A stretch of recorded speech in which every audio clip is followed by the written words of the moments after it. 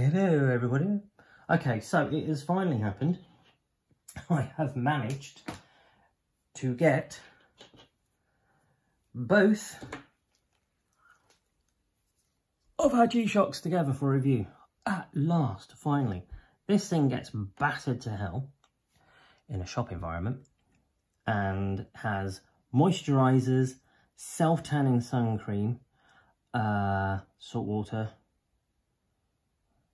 washing up water, God knows why, got a dishwasher, countless numbers of other products that my wife seems to put on her skin.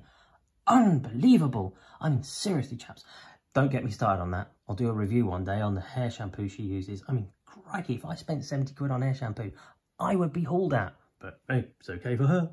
Anyway, so this is mine. This is hers.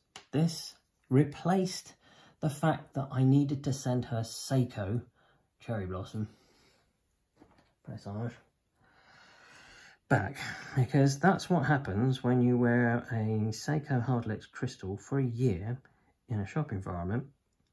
It gets absolutely battered. But if I'm honest, that isn't bad. Look at that. It will need to go back. I'll do a separate review on this at some stage when the crystal can actually be cleaned up and you can see the dial properly. Limited edition. I kind of said, well, you know, why did you do that? Well, it's a watch. It needs to be worn and I like it. There we go. So here we have two Casio G-Shock Octagons. I like the grey. She liked the blue. They are both the same size, so we will just measure one.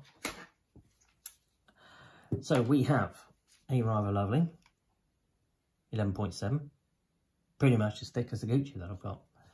Now, two areas of measuring this, lug to lug.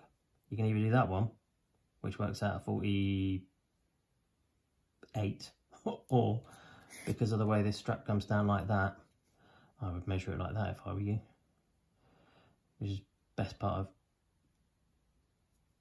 maybe here actually, 54.9, 55.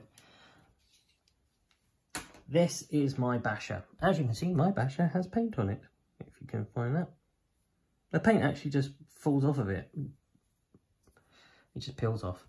On my 17cm wrist, this actually works out quite nicely. See? Really nice. And I like it. It's my beta watch. If I need to do anything in the garden, or any woodworking, or anything on the car, and I need to know what time it is, I use this.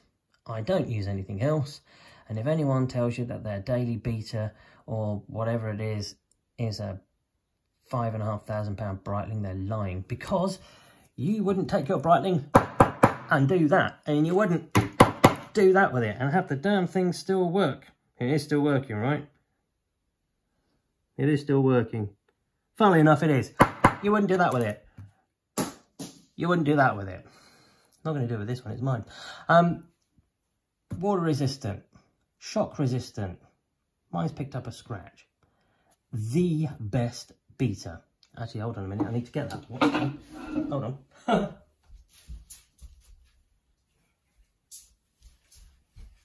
Here we go. Because I've suddenly remembered one thing.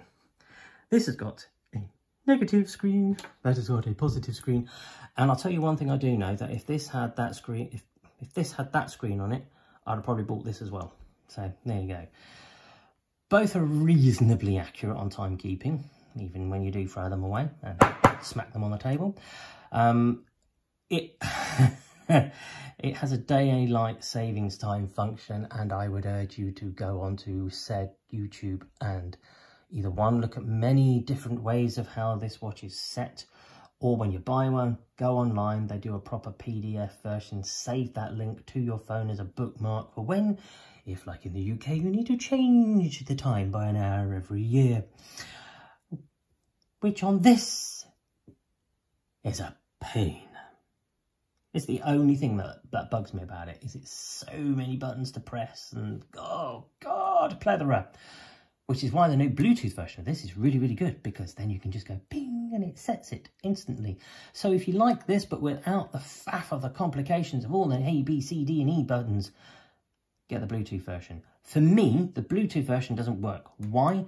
Because this doesn't require solar power, whereas the Tough Solar Bluetooth version of the Octagon does. And if, like me, you basically rotate your watches, or for some unknown reason are wearing one watch particularly for a very long time for some unknown and strange reason because you like it, it will stick in the box or when you need it. And that means then changing the battery longer or quicker than usual. So anyway, there we have Casio G-Shock. Send me your questions. I'll do my best to answer them. Very, very lovely watch. Absolutely cracking.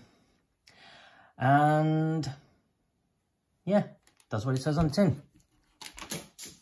Have fun. Enjoy.